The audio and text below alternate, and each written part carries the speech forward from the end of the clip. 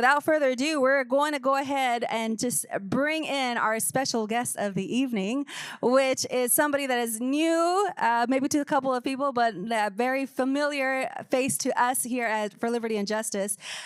This person has not only fought the good fight in the business realm, but he has also run for mayor. He has seen it firsthand, and we are so glad and so honored to have with us Pastor Steve Penate. Thank you. Thank you. Thank you. Cool. Do you need a table? No, I'm fine. I'll just hang out. Let's just hang out, yeah? Like a big family. I am so excited to be here, especially on this high, being in the freezing cold out in Washington, D.C. It literally was borderline a blizzard. It was so cold, but it was so awesome just being there and seeing how excited people are about the golden age that we have begun, right?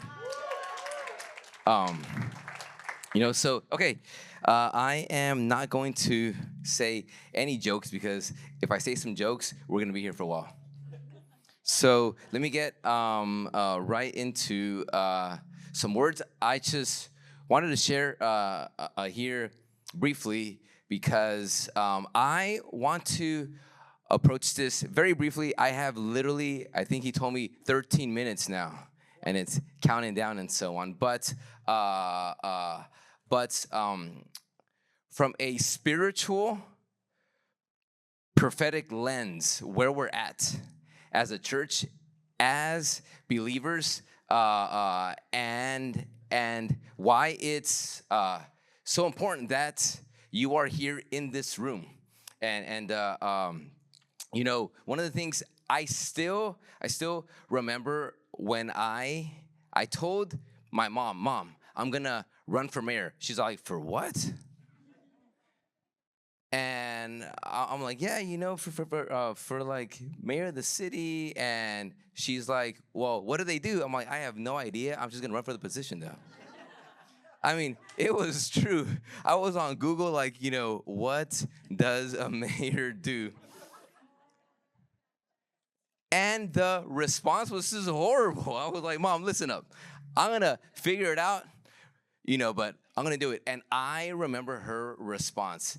She was like, oh my gosh, why are you gonna waste your time being involved in that mess?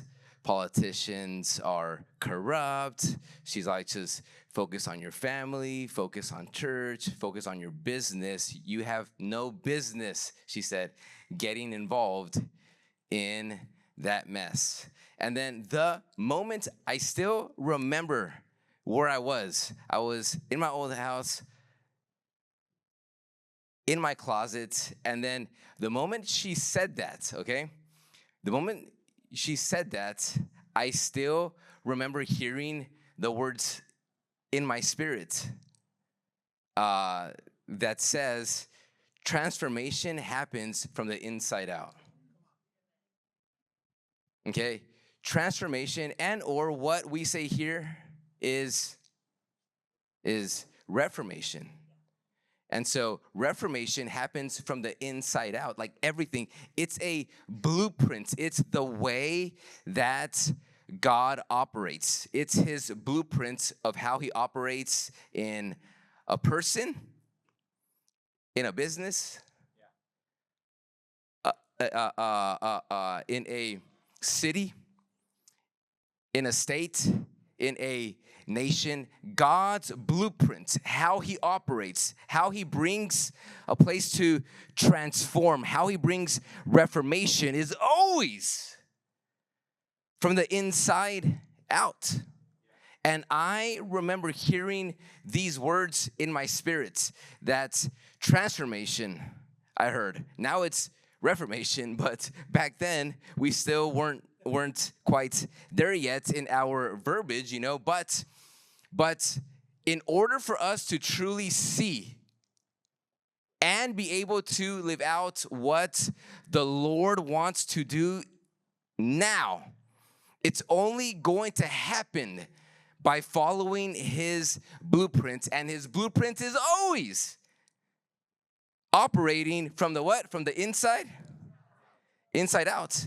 And so, from that perspective, that's why I've always asked myself, why hasn't anything happened if my mama was a lady that spent hours on her knees and prayed? We have so many people that have been on their knees praying, Lord, do something in America. Lord, do something here in Texas. Lord, do something. And if we see the way he operates, it starts in prayer. But the goal is to always get one person who's brave enough, who has the faith enough, who can believe that they can step into it and get inside of a place of influence, inside of a palace, inside of a place of government. Listen to me. Nothing will happen unless we get people on the inside. So let me paint you a perspective here. Okay, Egypt was in trouble, and he needed someone named Joseph on the inside, because Joseph was a man that had a relationship with God and knew that if I can get on the inside, I can bring heaven's blueprint to this nation. People speak about Esther and like her fast, and if I die, I die. But a fast wouldn't have saved Israel if Esther wasn't on the inside of a palace, of a pagan palace. Yeah. Daniel was used inside of the palace. Nehemiah was sitting at the king's table inside of a pagan palace. And because he was positioned inside of a pagan palace, he had a seat there at the table. All of a sudden, he hears the words, Nehemiah, why are you so sad? But he was only able to hear those words from the king because he was positioned inside of a pagan palace. God's blueprint to bring reformation and transformation is to get people just like you inside of these pagan palaces. Like, I'm passionate about this message because as a church, we need to understand that God is calling us to the inside. And it's wild because Esther was on the inside and she went to the church. Help me pray, but I got to go back inside. Nate is continually, hey guys, help me pray, but I have to go back to the pagan palace in Austin. Because nothing happens if he's not on the inside. Nothing. We can ask for whatever we want to ask. But if we don't have someone in a position of influence inside of pagan palaces, my gosh, the agenda of God will never move forward. I want you to say it in me. Lord, put me in pagan palaces. Put me in the palace. Put me in places of influence where I can bring heaven's blueprints, heaven's wisdom, heaven's design, heaven's heart to the places I'm called to. And so what we see a lot is this, because as a church, like my mom, her first thought was, oh my gosh, if you go into these places, I'm going to lose my son. I hear this happens and I hear that happens and all of these things and so on. And so what I ended up learning was this, was that so many times the church loves to build bigger walls.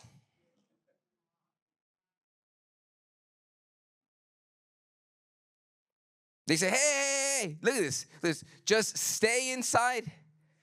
Don't go. You're safe here. We need you here. And what happens is this, is that when you build bigger walls, you end up with weaker people. And so what happened, this is what we saw with Adam and Eve. What happens is this, is that all of a sudden they realized that the enemy was always on the inside. And because they had built walls all around them, they didn't build themselves. You see, look at this. Check this out. It isn't about isolation from all these things. It's about being insulated with God. It's insulation. It's being a thermostat, not a thermometer. Come on, that's great. And so that's why it's so important being in a house like this, where you could be insulated with His presence, with His holiness, with His word, with His blueprints, with heaven's wisdom in this place. Because the moment you head out there and you are not insulated, it will swallow you up.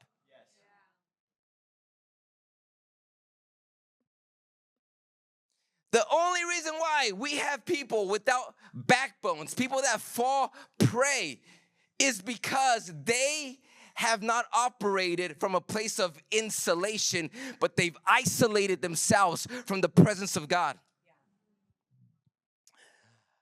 I wasn't even going to talk about this, but that's where I went. Look at this. Last thing I'll say about this, because I am so passionate about the message that God, we are in a prophetic moment right now where God is raising up people to go inside of these palaces. And when believers do not rise up, He ends up raising up people like Cyrus's, like Trump, that don't believe in God but still are in the plans of God.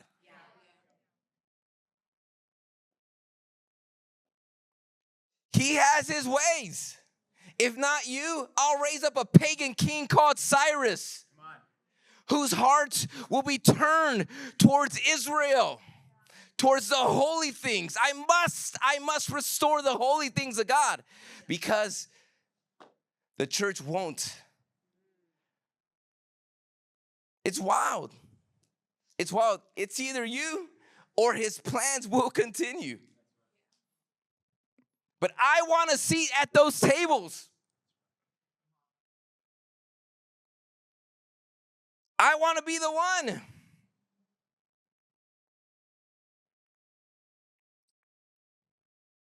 One of my favorite perspectives of this, okay? And I am gonna land the plane here, okay? But watch this, check this out. One of my favorite perspectives, and why I'm so passionate about operating outside of the church.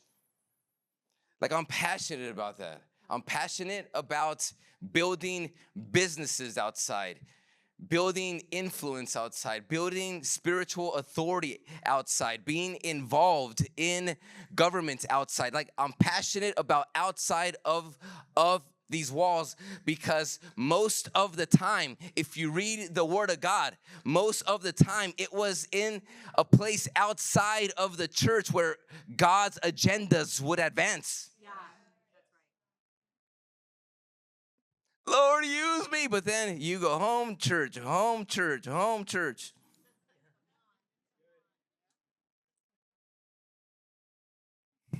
I mean, hopefully it's home for liberty and justice and then church, right? But one of my favorite perspectives. By the way, look at this. I honor you guys for like being here tonight. This is positioning yourself right here. Thank you, really, for making time. I remember when I was running for mayor, my gosh, it was pulling teeth, begging people, come on, just please come knock one door, please.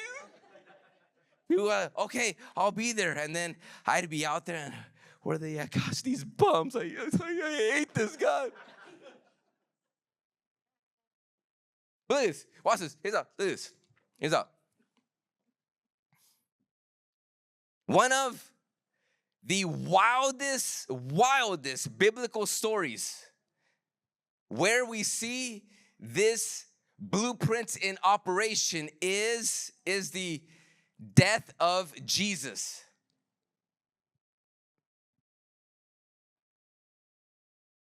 Like it is wild what happens when he dies. Like, it's crazy, Janae, what happens when Jesus dies. So he's on the cross and the church abandons him, yeah. And all of a sudden, one guy, John's all like, dude, I gotta go. So he goes to him with his mom. And then all of a sudden, Jesus dies. And he's hanging on a cross. And then this is my favorite part, okay? This is my favorite part about this, okay? So the church abandons Jesus at the cross.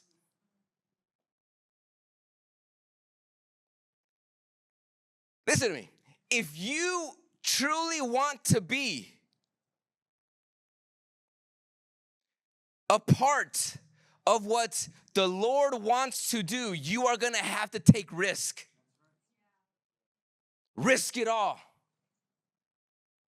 It's like I still remember every single time I was about to post a video, because I make my living outside of the church. I am one of the elders here, pastor, founding elder, founding pastor. And possibly the only pastor here that has never taken a dime from this church.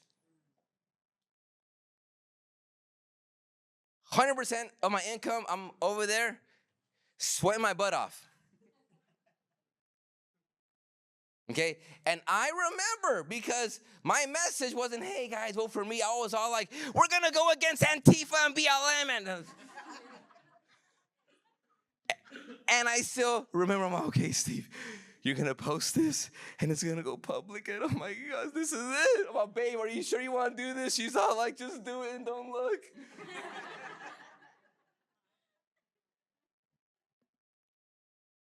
I mean, because the moment I hit post, I'm isolating 50% of the public. Yeah. Like this week, okay?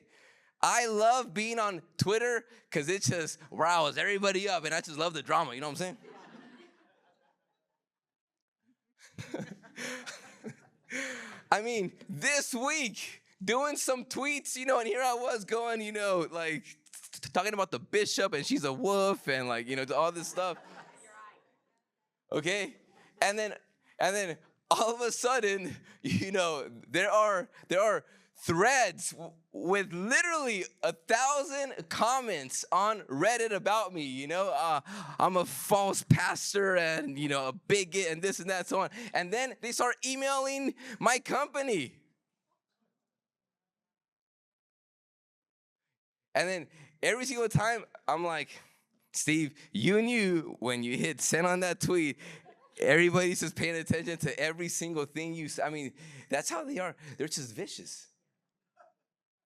Vicious. It's like every single time Nate posts something, they come out, they're just vicious. It's crazy. So here he is at the cross, and you had a church that was afraid to hit post.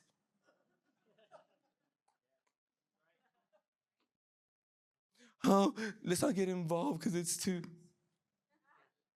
Well, guess what? Since we're not, they are. So watch what happens. Anyway, okay, watch this. That isn't the moral of the story here, okay? This part is. That was just a little extra right there, you know what I'm saying? Watch what happens. So he's dead, okay? There are zero plans for Jesus, literally, okay? Like the Roman soldiers probably thought, okay, we're gonna bring him down and throw him where everybody else gets burned or buried, who knows what, and so on, with everybody else, okay? And then all of a sudden, okay, there's a business guy named Joseph of Arimathea. And then he goes to a religious guy, and his name's Nicodemus. Yo, Nicodemus.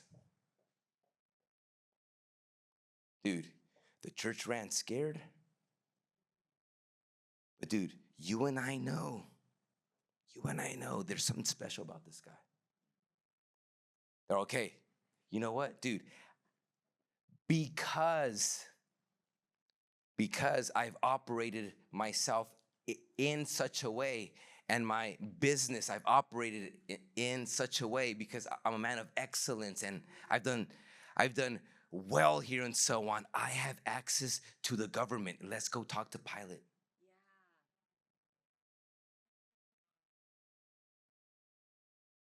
I mean, that just blows my mind.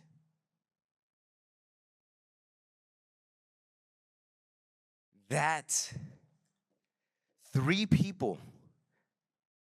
outside of the church that had places in secular places, in business,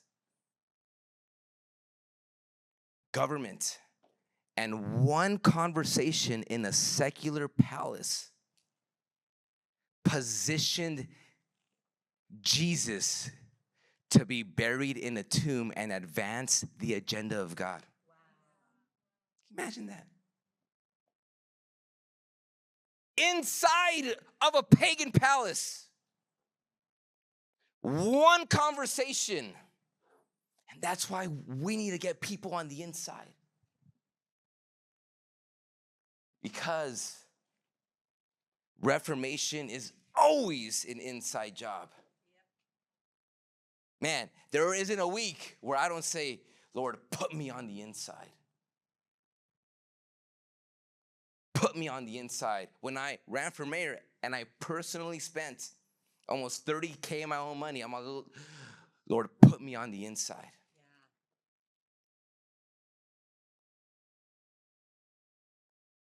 When I was out there, and I mean, it was annoying begging people for money. Yo, man, come on, man, please give me my campaign. I'm going to win if you give me money. And I hated it.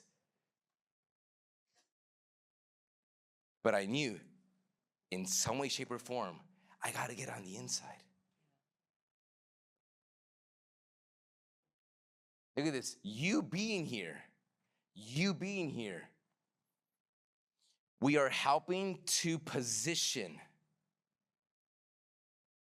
people, whether it's you, whether it's someone next to you, whether it's someone you know, we're helping people be positioned to advance the kingdom of God.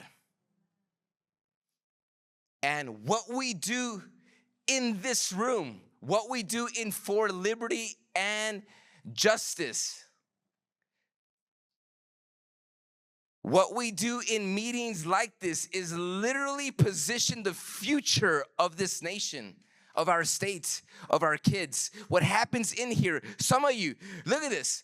Some of you in this ministry For Liberty and Justice, I know prophetically that some of you will be sitting in seats where because of you, you will be able to advance the kingdom of heaven in our land. Yes. It's crazy. I remember speaking about this last year in June over at MC Dallas. And I went way more into like like a bishop mode, just preaching and yelling my guts out,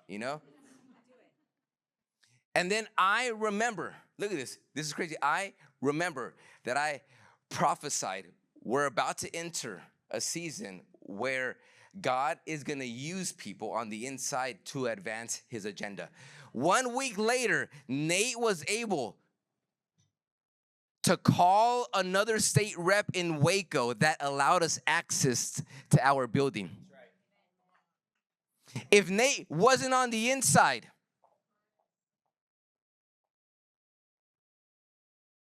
who's next? Who's next? Where are those that will say, I will risk it all? Because that's the place where reformation comes. Whatever it takes, Lord, put me on the inside. Whatever it takes, Lord, position me on the inside. Whatever it takes, whether it's my name, reputation, whether it's income, whether it's energy, whether it's time, whether it's a Friday night, whatever it takes, I got to get positioned to be placed on the inside. Man.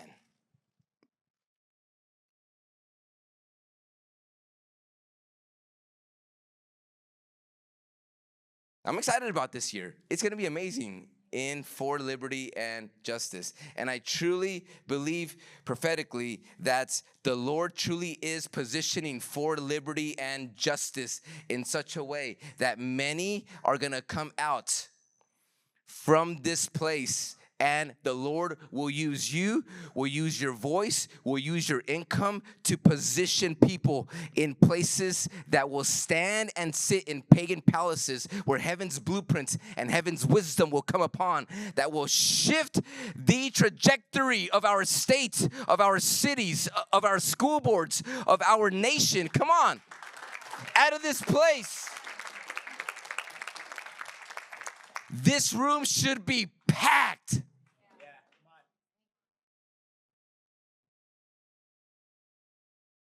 Packed, because it starts in prayer, but it continues in this room. Packed. It's crazy, huh? Everybody wants change, but few want to pay the price.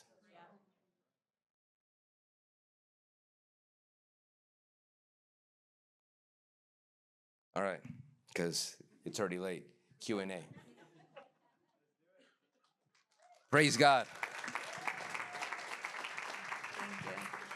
I think it's really encouraging for us as citizens of the United States of Texas, of Tarrant County, that it's important to realize that we all have a mandate, we have a calling, and no matter if it's just simply to making sure that we're getting the right people in office and how we do that, or if it's us to be able to speak into the school board about standing up for our children and the next generation, all of those things are very important. And I don't know about you, but before I became associated with For Liberty and Justice, one of my things was, I'm just a mom. What am I going to do? What kind of voice do I have? I was homeschooling my kids. I was just barely making things work in my family. Like, how is it that I can get involved? I don't know anything about it. But really what the Lord was teaching me was that the discipleship that he's given me, the opportunity that he's given me is to disciple my children, but he's also given me a voice to be able to help other people to say, this is important.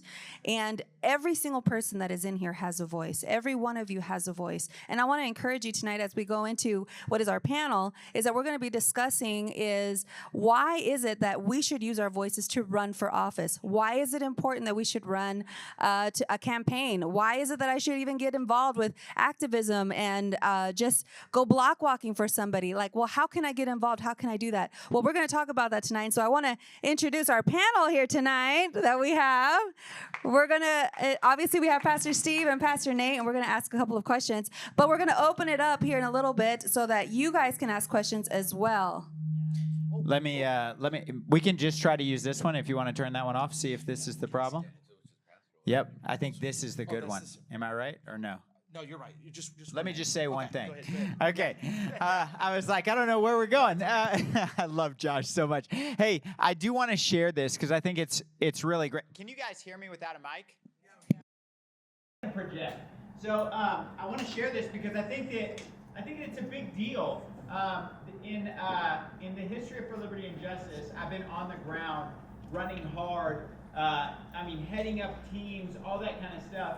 This is actually the first night of action that our team leads have ran completely without me. Can you give it up for our team?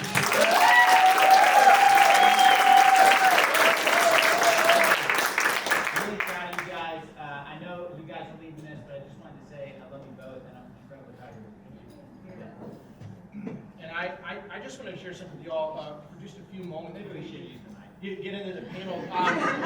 No, that's it. Can y'all hear me? Just one mic. Let's try that. Testing. Okay. So just for a moment, my journey real quick started in 2012, and I want to share this real quick with you because I think it's important. Hopefully it provides some inspiration. You remember the story of Gideon and Saul? These guys came from a small tribe in Israel, right? They came from a small tribe, the smallest guys in their family. For all societal purposes and conditions, they should not have been where they were. And that was my story back in 2012. I was coming into the fall of living in New Hampshire. I was in the fall of 2012, and I'm sitting there in November right before Thanksgiving, and I kid you not, I was a video game addict. Overnight, God changed my heart. I went from video game addict playing 12 hours a day. I'm not joking. I don't even know where I got the money to pay for the video games. Working 10 hours a week at a part-time job. Well, guess what?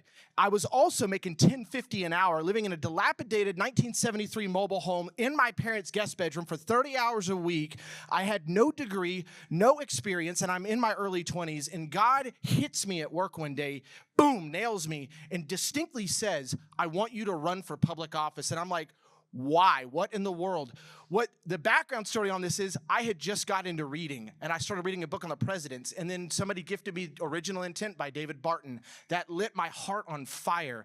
So fast forward 2 years, I got my hands on every book you could possibly imagine, the Federalist Papers, Joseph Story's commentaries on the Constitution. I learned all of it. I love it. And God put it in my heart. He said, if you're not willing to know the foundation of the country that I built, you will not be able to defend and go forward to your children and say, you fought for this country.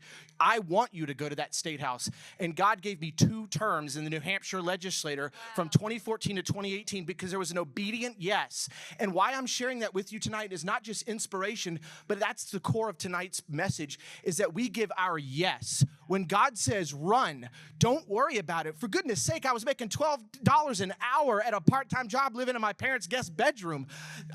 There was no reason for me to be running, but God said, go. I will do the work inside of you. And so with that, I'm also thankful that Pastor Nate and Pastor Steve also gave their yes even recently, and we'll get into the panel here, but I wanted to share that with you because I hope that inspires the young people in here as well. You can be young and run.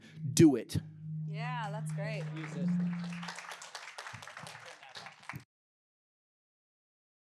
Hoping that this is the better mic. All right. Well, thank you, pastors, for coming. I know you guys probably don't hear that a lot, but we're so grateful for you, for all that you do in the government and business. So let's give a round of applause to Pastor Nate, Pastor Steve. We're so grateful for you. So a part of the panel, we have a couple of questions that we want to ask them, but we want to also challenge you guys. We're going to open it up to y'all in a little bit so you guys can ask them questions. So if you have questions, write it down. We're going to go around in a little bit so that you guys can ask your questions as well. But the first question that we have here is, I guess it's for both of you, is how did you know that God was calling you to run for office? You want to answer or me? All right. So, okay. So mine is pretty clear. We actually have a policy. If I hold it down here, is it better? No. It's right here. Oh, you know what? Let's do that. Check, check, check. Oh my goodness. This could have just been prevented the whole time. I blame Josh. I'll take it. No, it's still happening. Let's see if I stand right here. Is that better? All right, let's move the panel up. Move the panel all the way up. We're going to be right here, sitting right in front of you. Perfect. If you're sitting behind us, you can either look at the back of our heads or you can just, you can move. So the way that I knew that I was supposed to run for office is actually 3 parts. And tomorrow we are going to be, it's not better. No, yeah, it is. Go. You're good. It's pretty rough. Okay. It's good. You're fine. Okay. The way that I knew that I was supposed to run for office was 3 things. The first one was I asked the Lord, and I truly heard that I was supposed to run.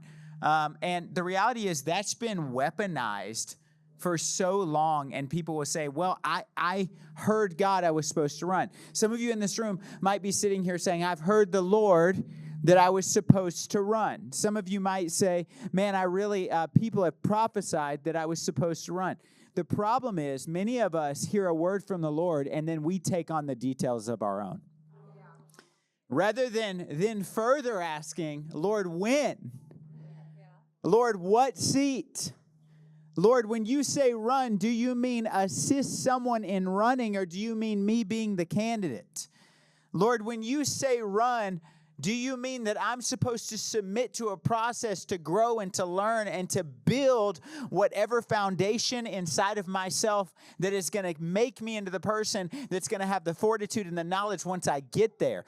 I want to speak to this because it's so inspiring to hear Josh's story, but I want to be clear. We don't need more 26-year-olds running yet. We need people who the Lord has created in them the proper channels in order to get in right then. Josh's time was then. And we might have a 26-year-old that's ready. Or you might be 45 and the Lord still needs to build some character through submission. So the question is not, Lord, or not just, Lord, am I called to run? It's, Lord, am I ready to run? Because the answer to the first question might be yes, but the answer to the second question might be completely tied to your submission and your obedience. What I'll add to that is that we talk about in Campaign U that we're having tomorrow, that we talk about very clearly, you ask the Lord, then you ask those closest to you. Well, who are those people? That's your pastors, that's your spiritual oversight, and that's your family, whether it's a spouse or whoever you're submitted to in your household. Me and my wife are submitted to one another. Well, guess what? If the Holy Spirit is speaking one thing to me and another thing to her, we're not in unity. I'm not called to move. We don't move unless we're in complete and total unity. The other thing is, if I'm submitted under spiritual authority, because hear me, we have seen this really downplayed in today's cancel culture of, oh, you don't need to be submitted to anyone. No. The Lord still uses the local church as the hope of the world. So is your pastor that you're submitted to, number one, are you submitted to a pastor that hears from the Lord? Number two, if you believe your pastor hears from the Lord and that's why you submitted to him, have you even brought this to him? Maybe not your senior pastor, but the person in your church that you're submitted to. Can I just speak life into you for a second? And I say it's life, it's going to sound like correction, but it's actually life. If you're not submitted to anyone as your spiritual authority, you're not ready to lead anyone as their spiritual authority. Yeah. And so if we truly believe that running for office is spiritual, not political, how can we lead spiritually when we have no spiritual oversight that we've allowed to lead us?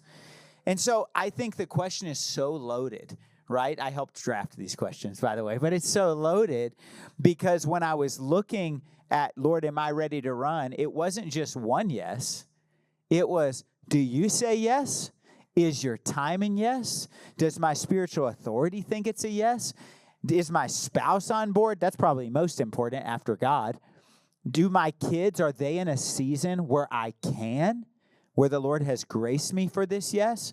And hear me, you're probably sitting there thinking, well, then, okay, there's my excuse not to run. No. Here's your excuse to go actually seek the Lord on it. Here's your excuse to set yourself up to run. Because if the answer is yes, but not now, I don't want to let the moment come and me not have done the work to prepare for my yes when I hear it from the Lord. And the last thing I'll say is this. It's a long answer, but I think it's important. Pastor Steve is one of the people that's in my spiritual oversight, that I go to him. Pastor Steve, I don't know if you know this, is a part of the board of For Liberty and Justice, one of the founding board members that's spoken into this. It was Pastor Steve's race that gave us the heart and the vision to launch For Liberty and Justice. When I'm about to make an important decision for my life, we were discussing some this week, I don't just go to my wife and just to God. I go to my wife, I go to God, and I go to my oversight. And I don't say, here's what the Lord said. I say, here's what I'm feeling in my heart. Here's what I think I heard from the Lord. What's the Lord speaking to you about my life as well? And then we discuss it and we allow it to be something that's brought up. Why? Because if I really believe that he's my spiritual oversight, then I have to actually put action to that trust. And we did that. We did that when you were running. You submitted to your spiritual authority and asked. When I decided to run, and I had the idea, and the Lord had given me dreams, and I had gotten prophecies, and I had been woken up by a dream, and I had heard the Lord 3 years prior say, you're going to run, and it was years in the making. When the moment came, it wasn't, I've been waiting for this. It was going to my pastor and saying, what do you think? And then he looked at me, Pastor Landon and Pastor Steve. They called me in between services. And here at Mercy Culture, this was 4 years ago now. And I got into the back room, and it was weirdly serious, which is odd for Steve ever. And I sat down, and I looked at Pastor Steve, and I looked at Pastor Landon, and I said, well, what did the Lord say? I'm submitted to you guys. And that morning, in my prayer time, I had heard from the Lord. I heard the Lord simply say this, whatever your spiritual oversight says, you submit to it. That's hard to do when you feel like you already have an answer. But guess what? There's wisdom and a multitude of counsel. And I looked across the little coffee table in this back little room in between services, and Pastor Landon looks at me, and Pastor Steve looks so, like, I can't describe how serious it was. It was almost angry. And I'm like, I know this is going to be a no. And a little bit of my heart was relieved, where I was just like, oh, thank God. I don't feel ready, you know. And I looked across at Pastor Landon, and he said, what would you say if we, as your spiritual oversight, really felt in our heart that you're called to this in the future, but just not yet? And I was like, that's great. I love it. I heard from the Lord this morning to submit to whatever you said. Let's run with For Liberty and Justice. My time will come. I'm cool with it. I'm going to get more time with my family, less stress. This is awesome. And he goes, well, I was just checking your heart. We absolutely think that this is your time to run. And we're backing you 110%. And it was evil that they did that to me. But I say that to say, is your heart in a posture that your plans can be disrupted by submission? Because if it's not, you might not be ready. And if it is, the Lord might call you when you least expect it. That's a loaded answer, but... I got a question. Yeah, Pastor Steve here. By the way, real quick, Pastor Nate was actually like, okay.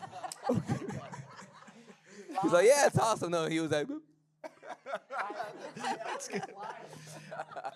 Pastor Steve, when you were running, I know I'm trying to get this. When you were running for mayor of Fort Worth, what kind of spiritual warfare did you encounter? you know, it's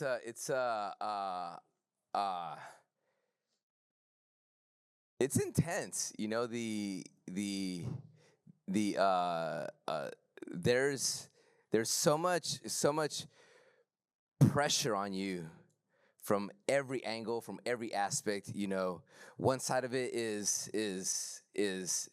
how, you know, it's extremely demanding from you. You know, your time, your energy, mental energy, your focus. I mean, you're just really all in. So it's emotionally exhausting.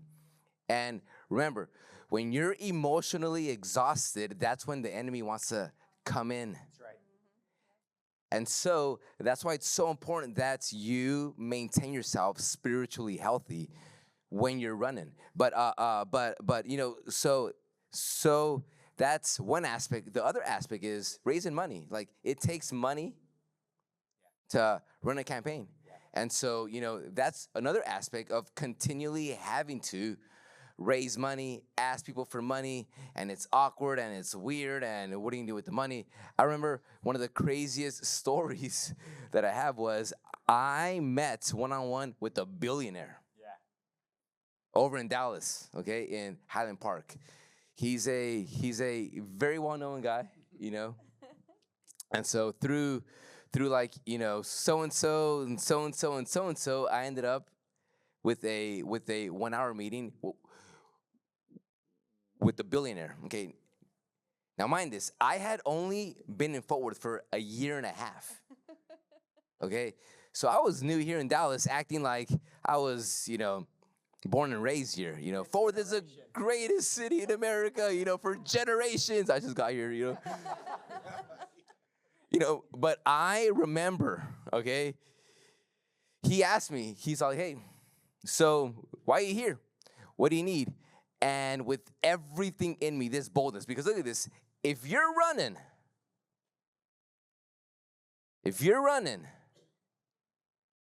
you have to run with such a boldness in you. You have to be so convicted and convinced that you are going to win. So in my head, I'm like, I ain't got a chance. In my heart, I'm like, I got this. And so he asked me, hey, what do you need? And I looked at him right in his face, as serious as possible. I'm like, I'm here to ask you for $100,000. No. No. But you know what it did? It broke fear in me. One of the things that you have to understand when you're running for seats like this is people's reactions, people's responses are not your responsibility. Your responsibility is to stay faithful to what God has called you to in that moment. Because once you're in this, the enemy is going to attack you with every possible thought. You're not good enough. You're not smart enough. You're not this enough. You won't have the income. People won't like you. People this, people that, and so on. But there has to be this boldness inside of you to understand, be emotionally healthy, and have the emotional intelligence to understand that people's responses are never your responsibility. Your responsibility is your faithfulness and your integrity to what you're doing in that moment. And so when I left that, I said, my gosh, bring me more of these guys, because it's always a numbers game. You know what I'm saying? You ask enough, someone's going to give you. You know what I'm saying? It's like business. You knock enough doors, you'll find business. Okay? And so the enemy is going to want to literally attack your thoughts every single day. I remember, last story I share about this. I remember one night, I was probably, you know, like 3 months in already, okay? And then we had a newborn. You know, she was 6 months old. No, honor.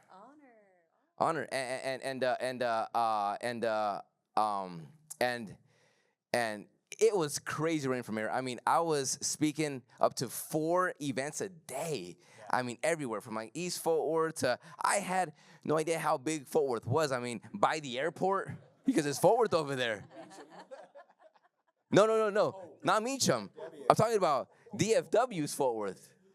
I was all like, what am I doing here? Yeah, this is Fort Worth. There's some people waiting here for you. I'm like, okay, let's go for it, you know?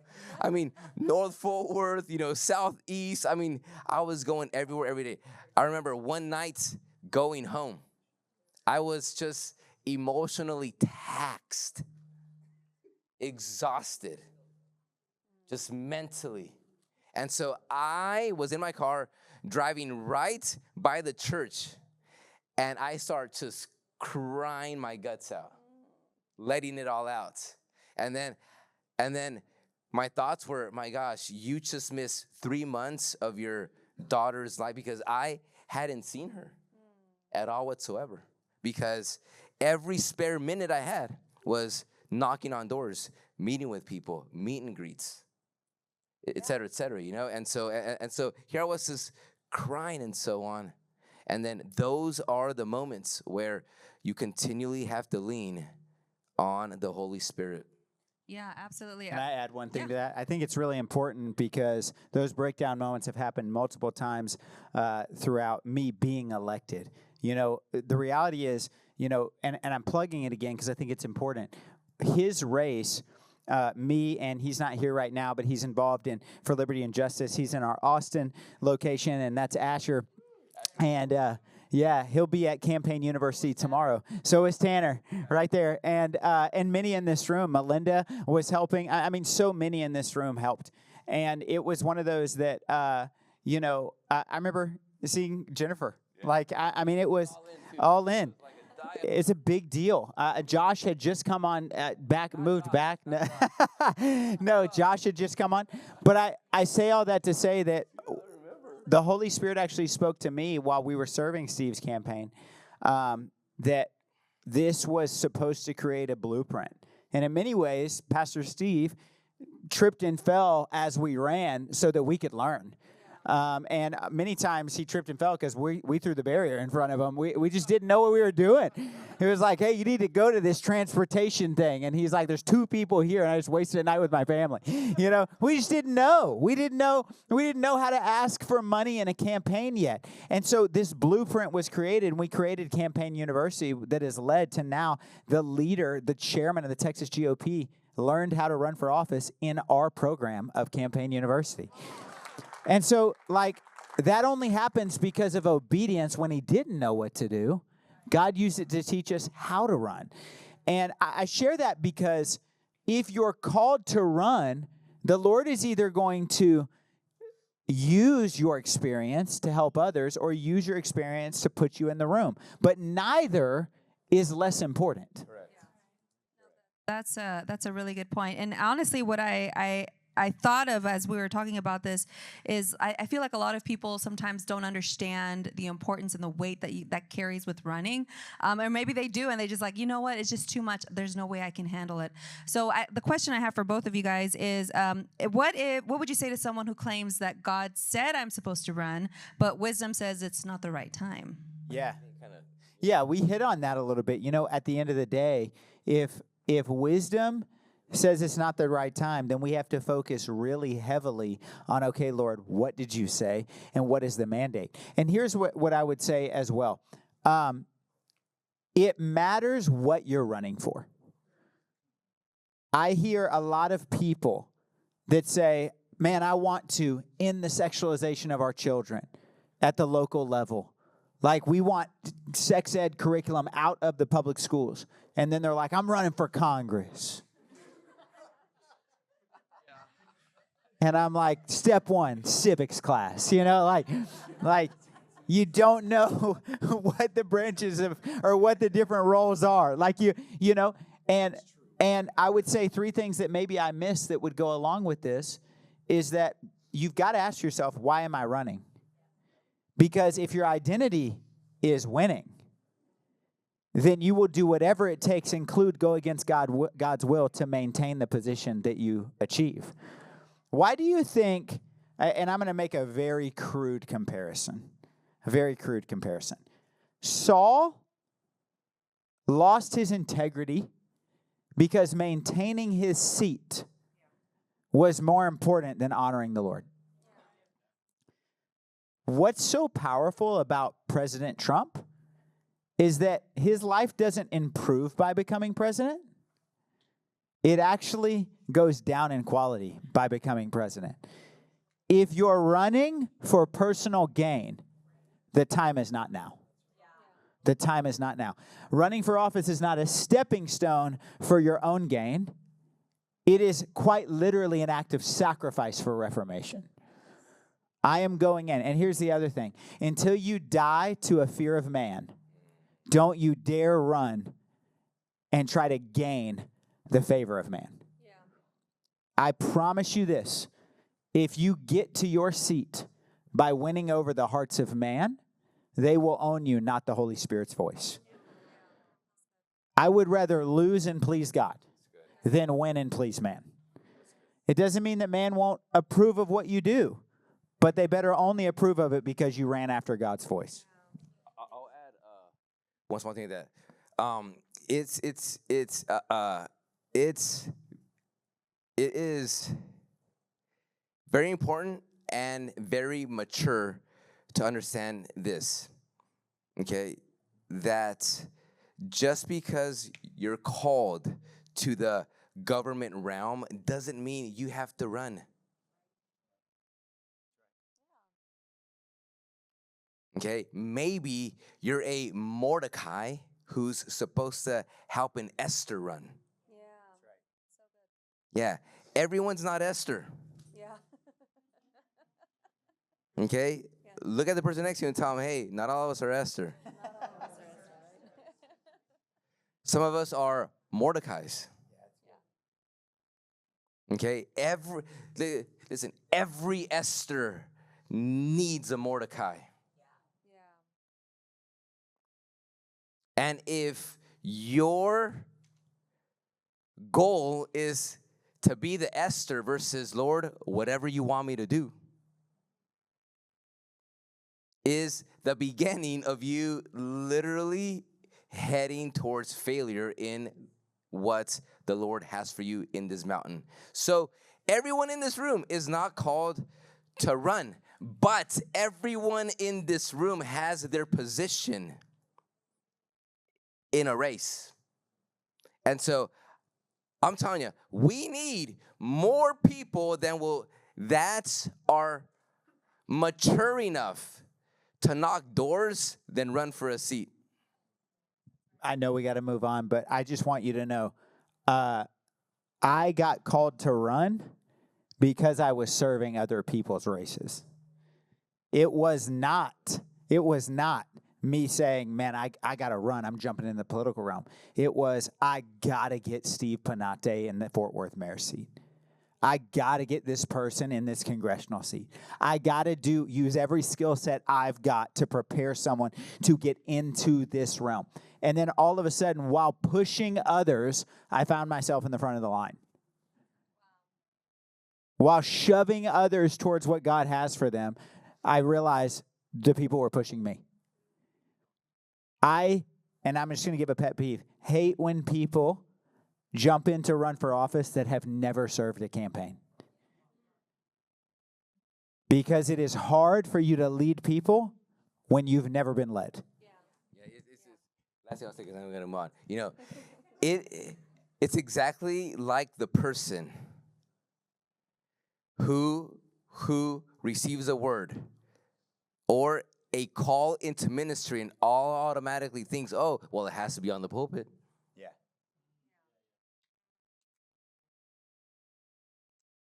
Yeah. Not everyone called into ministry is behind a mic. That's right. Yeah. It's actually funny, Nate, that you said that, because when I ran for public office my first term, I actually only signed waived for 1 hour for one candidate, and that was all the political experience I had. So Nate would not have supported Josh Moore for state rep. That's true. But Nate, going back to the comment about knowledge and everything, it's a good segue to this. What would you say to someone who says they feel called to run for public office, but they don't have the knowledge that they... That's great. So, Let me answer that one. Because that was me. that makes sense, yeah. Look at this. Look at this. Make sure you know how to sneak a text when you're on stage, and a smart one out in the seats. I was literally texting Nate, how do I answer this? I have to tell the story. Like literally. We're at the largest. Okay, this is important for you to hear because it's also going to expose Steve Penate. Okay. We're at the largest forum for the mayor's race of Fort Worth. I need you to understand, and you already know this, and I'm going to talk to you like you're 5, even though I know you know this already. But for anyone who doesn't know, Fort Worth is the largest Republican city in America. Yeah. It is no small thing to be the mayor of Fort Worth. Oh, literally, it's over 1 million people. Like, it is unbelievable. And We're at the largest forum. This thing's live streamed. People are watching everywhere. Every reporter from every news station is there. And as they begin to ask questions, I get a text. And I look down and I'm like, I shouldn't be texting. I'm here. I'm serving on this campaign. I get a text, and it is Steve as he's on stage. And it's, hey, this is it. This is all the text says. Hey, what do you think? About what? The question. And I am like, oh my gosh, okay. And they ask the question, and I write a novel. I'm just like, here it is. And I see Steve, and he's reading, and it gets to him, and he's like, and he stands up, thank God for your photographic memory. Verbatim says what I just texted him. And the next question comes up, and I get a text, what do you think? We did that the entire forum. And I'm sitting there thinking, why didn't I run for mayor? So They were hard questions. you delivered him better than I could have. And he just ad-libs stuff in there that I'm like, okay, that's not even constitutional. It's time to secure our border. We're in Fort Worth. Like, it's insane. But of course, it got the people going. You know, you're like, oh my goodness. And no, I say that because the Lord is looking for obedience. And it's not that you have to have the knowledge, it's that you have to have a hunger for it. And so, like, I look at people when they're like, man, let me just be clear. The greatest politicians, and when I say greatest, I don't mean the most skilled, I mean the greatest reformers. I shouldn't say politicians. The greatest reformers in America today do not have a political background. They are experts in a field, or they've given their whole life to a field. What I love about Pastor Steve, and we were actually talking about this on our trip to D.C., is we don't know how to not go all in. If we're in something, we're all in. Like, we're going to go pedal to the metal, all in. And if we fail, we're going to fail and die doing it. You know? If we're hitting the gas, we're going through the brick wall. And you have to have a gusto and a passion that outweighs your fear. And I always look at people that want to run, and I look at people who know that they heard from the Lord, and I'm like, the knowledge will come, but what you cannot teach is the drive. Yeah. What you cannot teach is the fearlessness. And my favorite thing in the world is that if you, like, so just to take it from Trump, right? If you watch Trump's first debates, hilarious. He redefined the way that we do debates for a presidential race. He wouldn't answer the question. He'd just say what he wanted to say. It was like, President Trump, how do you feel about transportation here? And he's like, we've got to build a wall. You know, you're like, and everyone's like, yes, we do.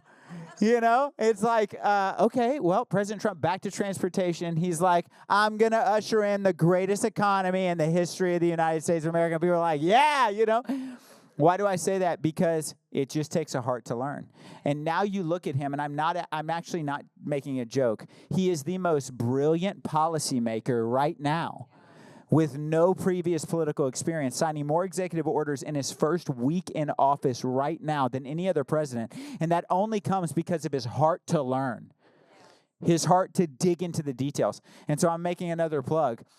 If you say, I want to run for office, but you can't give one Saturday to a full-on course made by people who have won office, lost in office, consultants who lead our statewide officials right now played a part in creating this curriculum, then you're not serious. It's time to go all in. Yeah. No, that's good. Go ahead. Fast. Let me see the time. Okay, fast.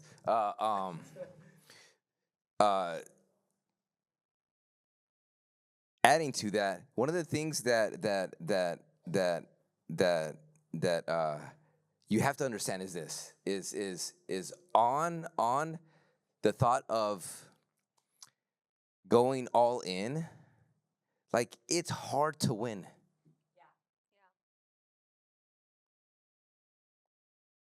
It's hard to win. Your dumb Facebook post isn't doing anything. No, I'm serious. Like, it's hard to win. Like, I would call Nate, hey, what are you doing, dude? Knocking doors alone. Yeah.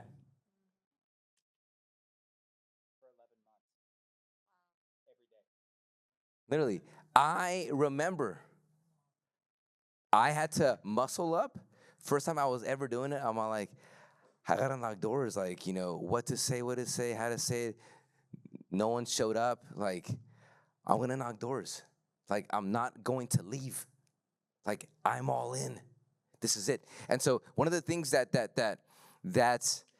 we really have to understand is we have to become someone we're not. Yeah. Like, you have to grow into someone you need to be. One of my favorite principles, okay, is the mandate that the Lord spoke to Adam. He said, be fruitful. Yeah, be fruitful. Do multiply. And then have dominion. And so the principle to success in this realm is be, do, and have. It all begins with becoming someone. Becoming. And so many people want to learn the do's and neglect the first step, which is becoming. Yeah. And so you have to grow into the person.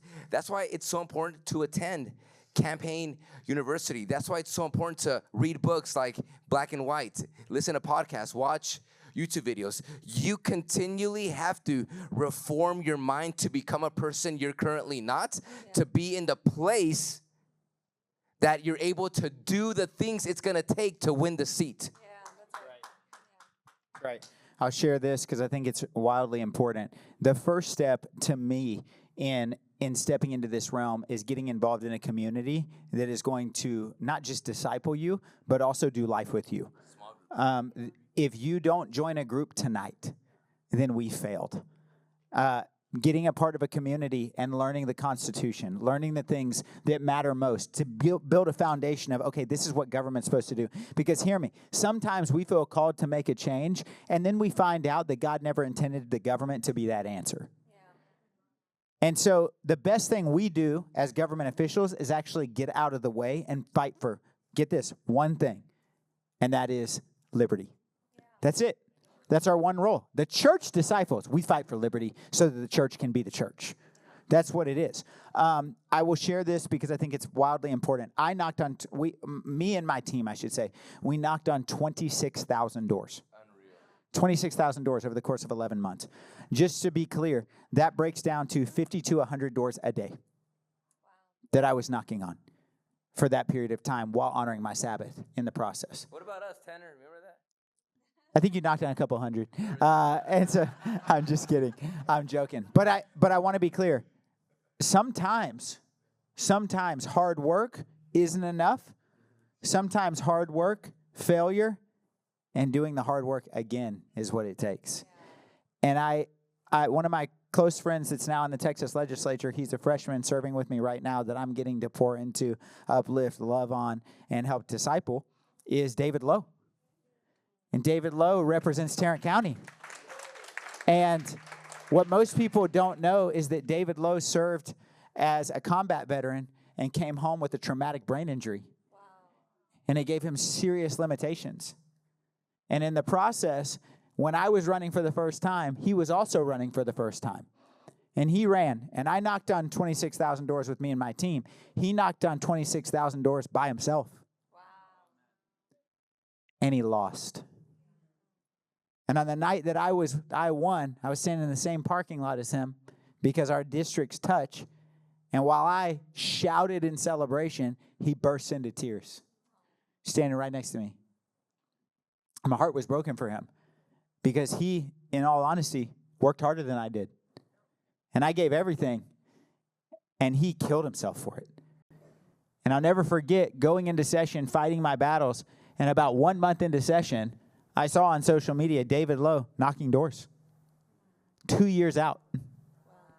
2 years. He was knocking on doors while we were serving in the position he lost for. And I reached out to him, and I'm like, dude, we're 2 years away. And he's like, every day I'm here is a day my opponent won't be. And he knocked on over 30,000 doors. And this time, he's serving with me in the legislature right now. There's a level of grit that it takes. But can I just tell you what offends me a little bit? He shouldn't have been walking alone.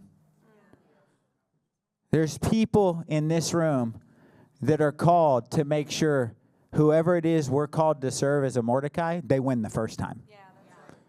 He shouldn't have been walking alone. Yeah. And that's our job. Absolutely. Well, we're going to go ahead and open up. I know some of you have some questions and you're itching to ask them. So Just hand it to me. Okay, great. So prepare your question as we go. Prepare your question. You can just raise your hand whenever I come around. Okay, how do we teach the church that their ability to worship God is intertwined with individual liberty, which must be preserved? So this is something that is super important to me. I think that's, did you hand me that question? It's a great question. Right now, I've given this statistic a million times, 90 million Christians in the United States. Out of the 90 million Christians, 40 million failed to vote in the presidential election that Donald Trump lost. Out of the 40 million, 15 million are not even registered to vote. Now, we improved that number in 2024, and we saw Christians voted like never before. However, if every Christian votes in the United States, we never lose another election. That's just facts. It's the facts. How do we teach them? The reality is this. It takes, and people don't like this, it takes pressure. The time has come. I really believe this. And you saw this with that bishop that just was woke the other day. I really believe this. How do you get a business to share the values that you share? You only support the businesses that share the values that you share. Stop going to churches that preach a false gospel. Stop letting spiritual leaders lead you that don't have a backbone. If a pastor can't speak the truth, then he can't lead you to it. And so I really believe God's raising up a remnant of pastors across America. I'm really proud to be a part of the church that we're a part of. But I believe that God's raising up a remnant of pastors. And here's what I would say. The reason you see young people, Gen Z, becoming TikTok preachers online is because the last generation isn't giving them the truth. So they're forced to lead themselves. And we've created an Absalom generation that is severely underdeveloped in their theological point of view. And so we're allowing them to go down a road where they have twisted theology, when in reality, it is time for us to stand up and speak the truth because we know it in our hearts. And I'm preaching to the choir on this, but I think it's really, really important. How do we see the church wake up? You be the church. It means that on this For Liberty and Justice team, as you're here tonight because you're mobilized, it means that next month for the first time, or in a few months for the first time, our next For Liberty and Justice Night of Action is going to be at a different Tarrant County church that wants to host it. It means more pastors getting involved. We've grown in these, but hear me. It means that we can't be singularly church focused. This is a kingdom thing. You know how we pack that auditorium? It's not a Mercy Culture thing. It's not a Birchman Baptist thing. It's not just our partners. It is we get the church to be involved. And hear me, if your pastor won't speak up, step up. Step up. So I hope that partially answers it. Pastor Nate, can you tell us a little bit about what's happening in the House currently, what happened last week with the speaker vote, what's happening yet last night, and also how we can come alongside an intercession for how to support you in what's going on there? Yeah, so the Texas House, and this is really with any government that's smaller than federal, there's not as much eyes on it. And in darkness, roaches live. In darkness, rats can thrive. And for far too long, there have been municipalities. Look, the more local you go, the more corrupt it is. So as corrupt as the federal government is, state governments are worse. And as corrupt as state governments are, your county government's worse. And as corrupt as county governments are, your cities are a cesspool. And your school boards are the worst place on earth. That's just the truth. Don't worry, there's hope, though. There's hope. I'm setting this up.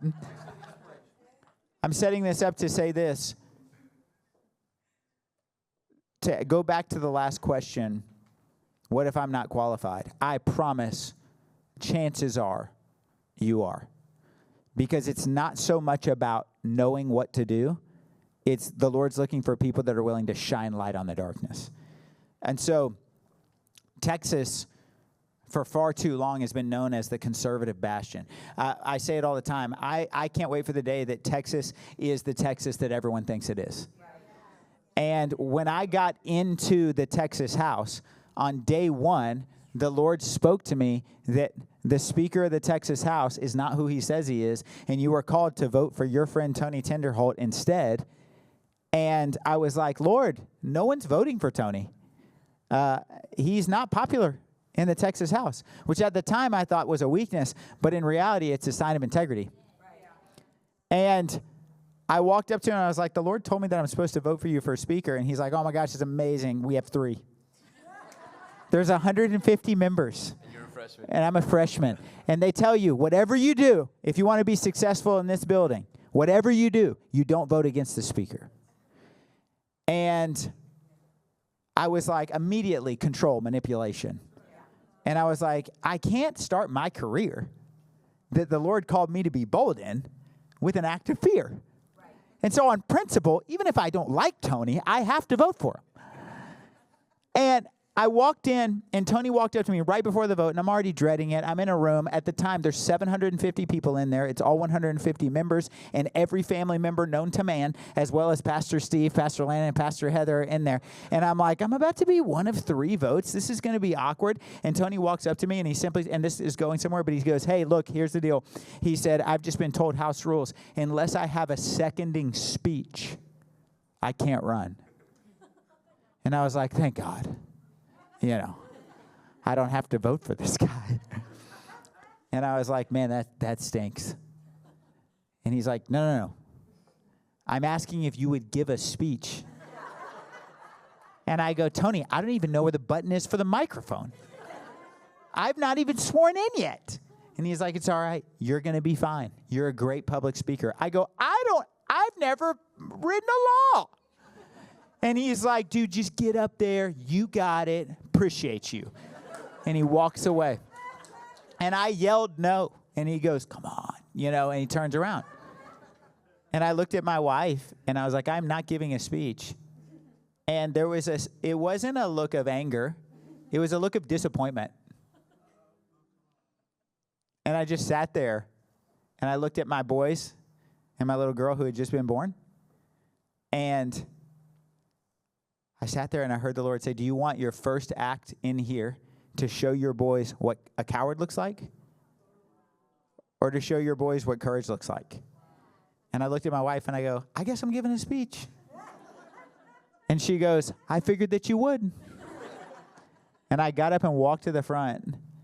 And my first act in the Texas House was not just to vote against the Speaker, but to give a full speech against the Speaker. And I was terrified. I look back and I'm like, I didn't even know what I was talking about. And that speech would age like fine wine as the session would go by. And this man would prove to be one of the most corrupt speakers in Texas House history. And so we began to do work, and this is a long answer, but to a very important question, is that we began to do work, and I began to travel the state after that speaker would kill conservative legislation and would water down legislation to rescue children and would kill my bill to make adoption free in the state of Texas and would kill the bill that would allow us to DNA test children to end human trafficking on the border. And he would lead the impeachment efforts against our greatest attorney general in the history history of the state of Texas. And he would quite literally bring corruption, would be drunk on the dais, and everyone was too afraid to confront him about it.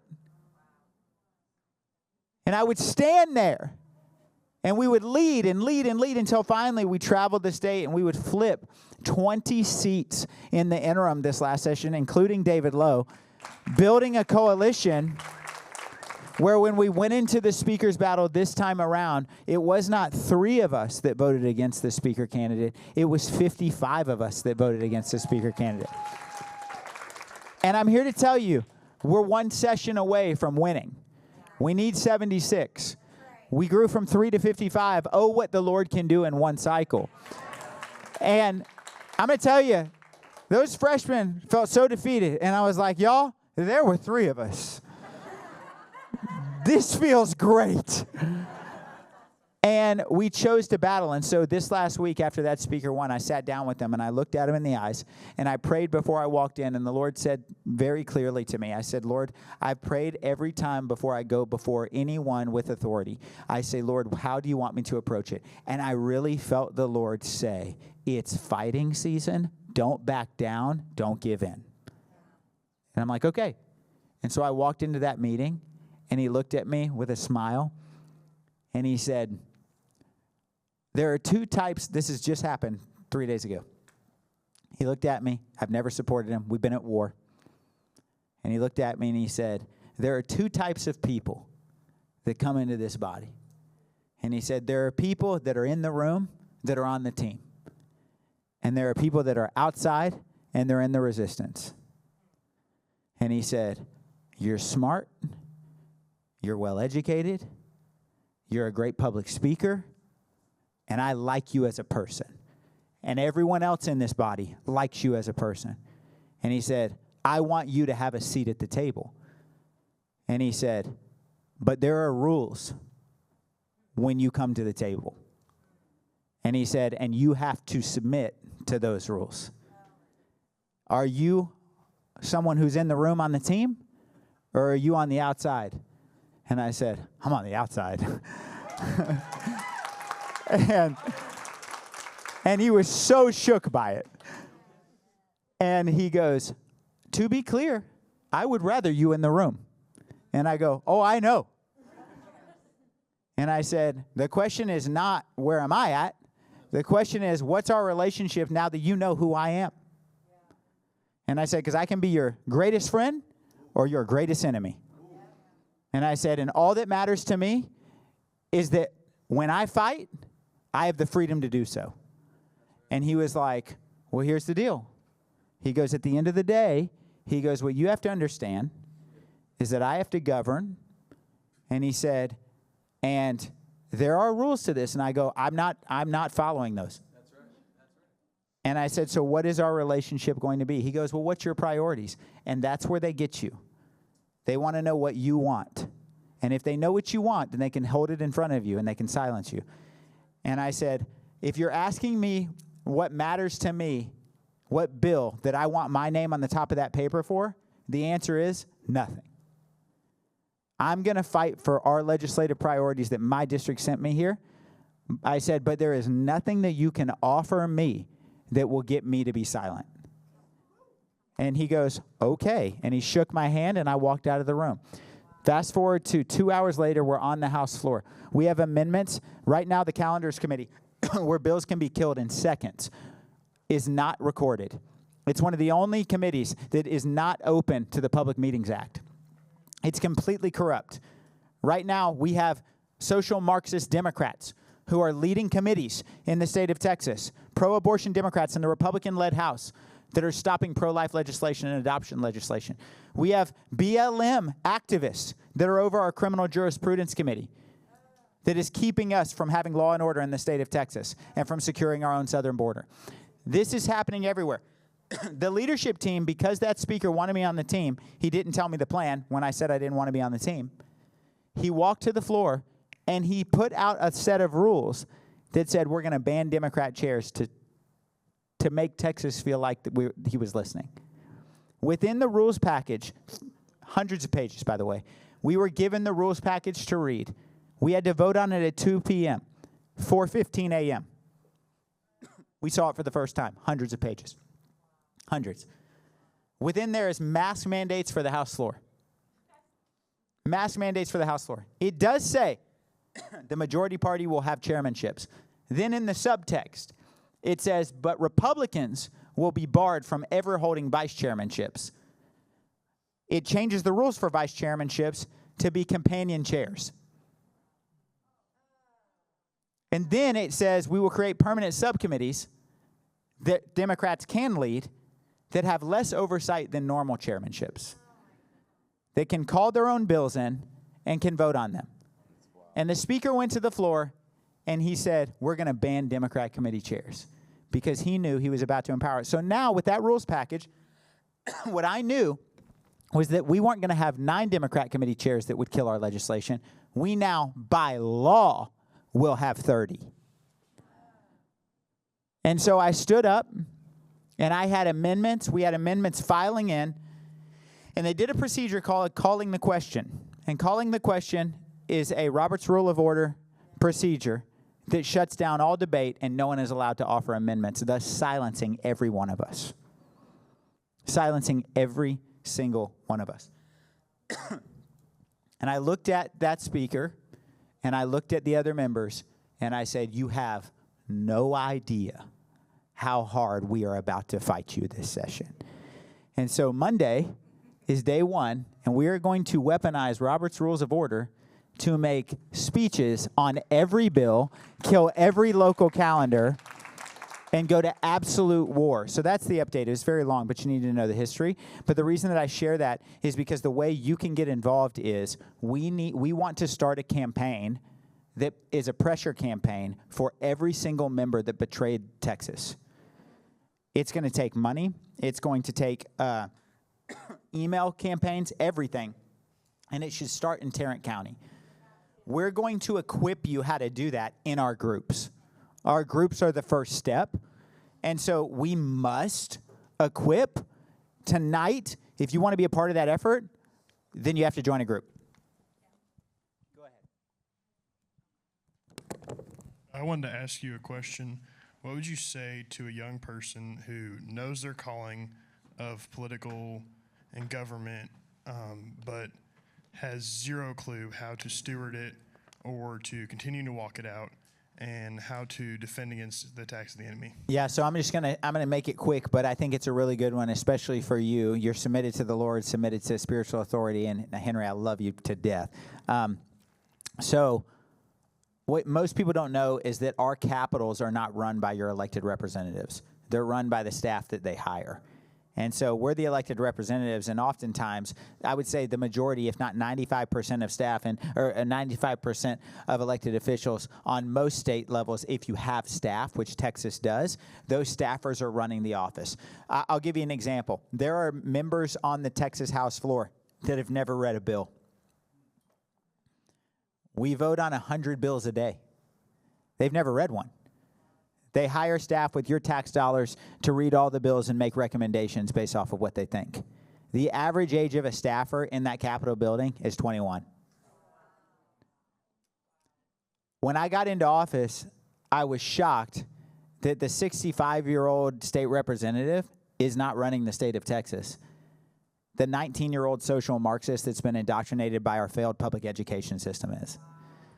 How you can help and how you can fix things is if you want to be a great elected representative one day in whatever body, federal, state, county, whatever it is, you get on the staff level and reform it from the inside out. And so that would be my best advice to you.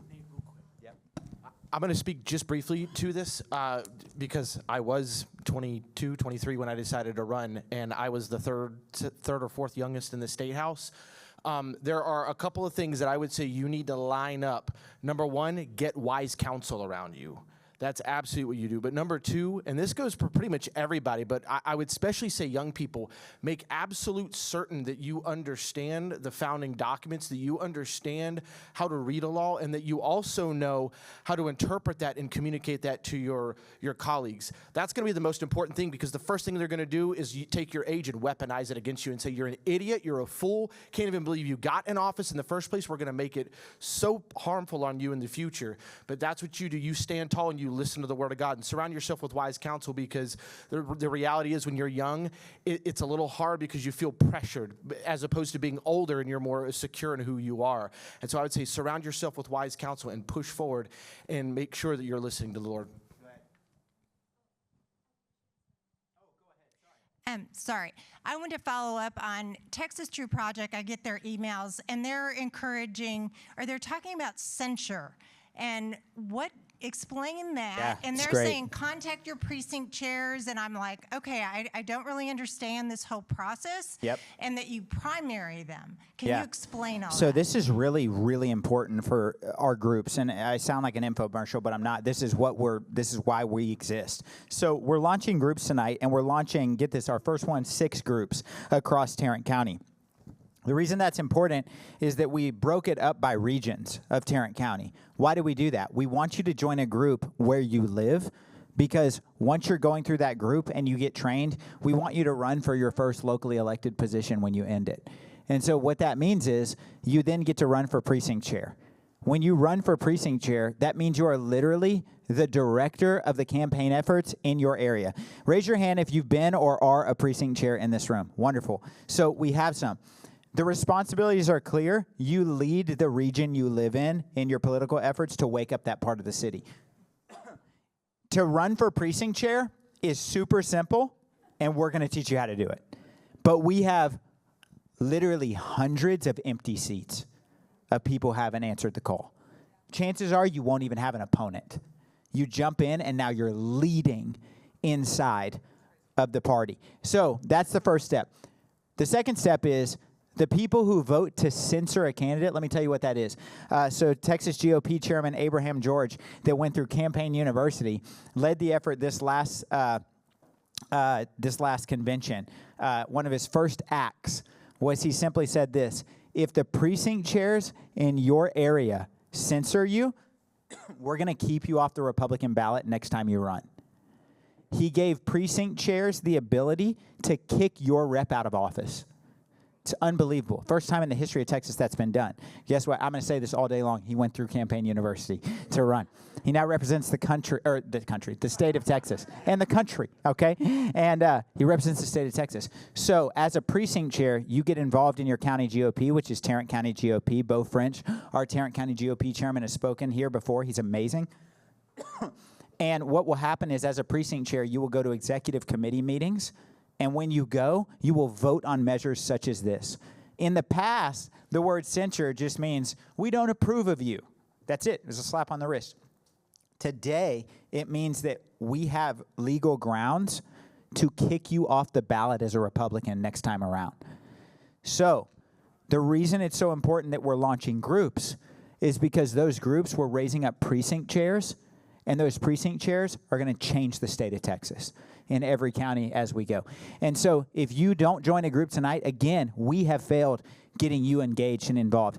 Everything we do from this point on in For Liberty and Justice is going to be done through our groups, because we're taking over regions. It's very clear that in Scripture, even government's God's idea, not man's idea, even down to what Moses was commanded by God, it was split them up amongst the tribes and create leaders.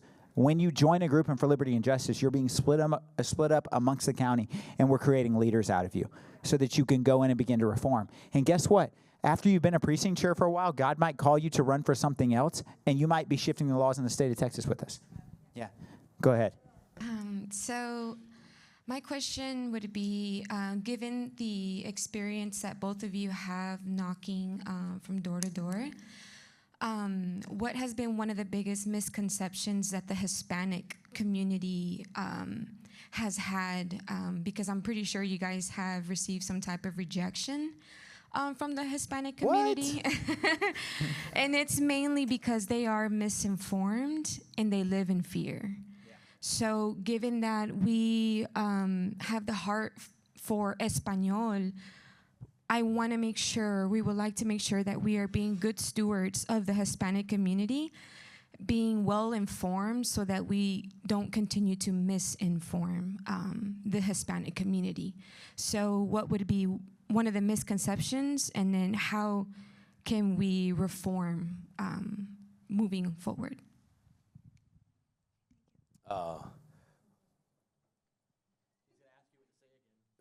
What should I say? Let's go back to square one. Yo, Nate, how do I answer this one? You know, I absolutely love that. If you don't know, we launched For Liberty and Justice Español. You guys know that? Yeah. And so I think that it's a journey, really. I mean, you know, it's one of the places or one of the best places we could start is reaching out to other local churches and so on. You know, I think that we all know that as Hispanics we are conservatives. But everybody watches Univision, Telemundo, Jorge Ramos, like all them, you know. Why do you laugh? Because I say it like that or what? My Spanish comes out, you know. I am fluent in Spanish. You guys know that? Fluent. No one's impressed. They're like, well, we figured, I guess. We assumed. And Italian, actually. Io parlo molto bene italiano. Just because you can order at a restaurant. Italian. I was a church planner in Italy, actually. No joke. No joke. But I think that partnering also with nonprofits like Bienvenido, and being able to use their resources. Do you know them or no? No? Really? Okay, we got to connect you guys with them. And we can speak. Let me speak to it as well. So one of the things that we found at For Liberty and Justice is that we're not called to be the jack of all trades. We're called to do one thing and one thing only, and that is to build the church. We're called to take the church and mobilize them. And thus doing so, we wake up the city and take a stand for liberty and justice. For the first year to two in For Liberty and Justice, we actually feel like we felt like we were missing the mark. And one of the things that we were missing the mark on is we were running our own rallies. We were doing our own events. We were doing that, and we were very isolated. And so what we found was, why on earth are we not partnering with the local organizations that are doing these things right now? And so we started partnering with Tarrant County GOP. We started partnering with all of the organizations that were already doing what we couldn't do. And what we found was God had put us in a unique position to disciple and lead those people to a deeper relationship with Christ. And then we found that our people became leaders in those communities. So Carlos Tercios is involved in For Liberty and Justice. He's also my LEDS director now in Austin. And additionally, he's like one of the leaders in other organizations as well. And so, like, he's going into all these facets. Why do we say that? There's other organizations that are going to help us do that. Back to your question, though, on one of the leading things to expose. So the left is fantastic. I say the left, but what I really mean is the godless. Those that, I can't remember who said this, but I thought it was brilliant.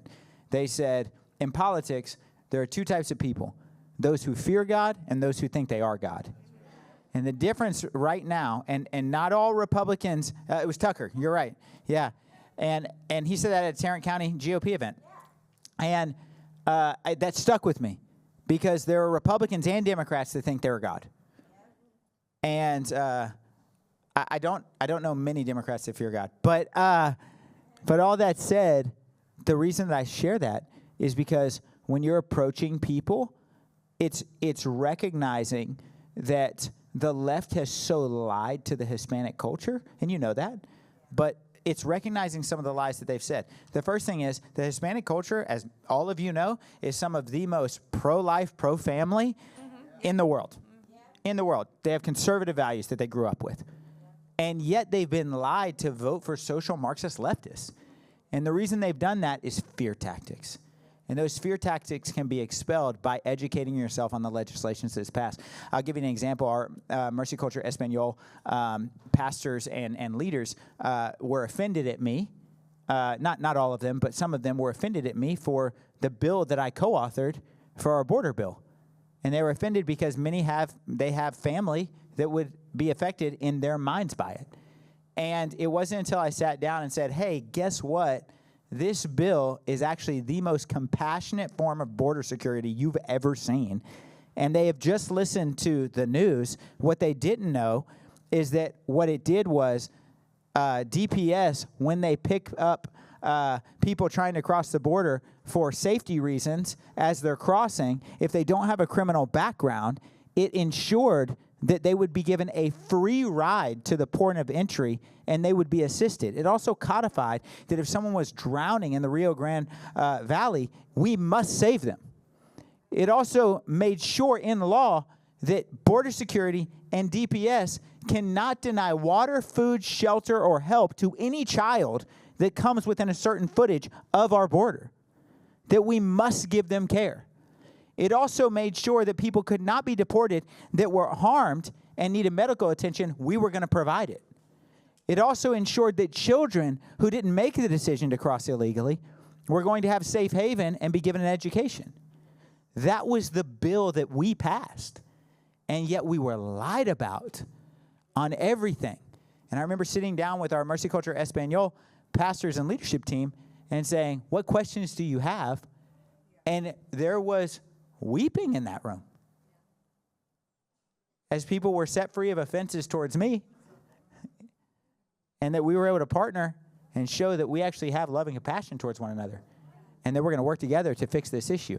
The problem is we have to be willing to have these conversations with people who have believed the lies without judgment. I'll give you another example that's similar. Chris Jackson, Chris Jackson's one of my favorite people on earth. If you don't know, he works in our comms department here at Mercy Culture. He's an unbelievable leader. One of the, honestly, one of the greatest leaders of any department we have. Just an amazing leader. And Chris Jackson is African-American, and he was wearing a Nate for Texas red, about as boldly MAGA shirt as you could wear at the polling site. It's just Nate for Texas. And he would have other African-American people come up to him constantly and be like, dude, why are you standing out here for this guy? And he would say, because he's my friend. He's my friend. And he flipped more people to vote for me at the polls than any other poll greeter that I had, because he was willing to engage in tough conversations. And so what I would say is, why are you joining a group? Because we're going to be digging into the differences that can help you explain that in the tough conversations to people that would otherwise be offended by your political stances. Look, if holidays are hard for you, join a group. I mean it. If people are mad at you like they were when Steve put on his MAGA hat on Instagram last week, join a group. Join a group. No. You reached for it. Oh, okay. No, I was gonna say, start thinking about, obviously, this is probably not even in the picture, but like big picture. One of the biggest wars we have right now is an information war. It's a media war. And so it's awesome that we have the podcast in English. And so, I mean, one of the best ways is also going to be getting into the ring on the media space, probably doing a For Liberty and Justice Spanish podcast. And so, because again, like Pastor Nate was saying, because he hit me up, he's all like, bro, what do I do? I'm all like, bro, whatever you do not call ICE when you go, I said. So stupid. I'm kidding. Come on, laugh a little bit, all right? I didn't tell him that, okay? I'm kidding. I was just joking with him, that friend.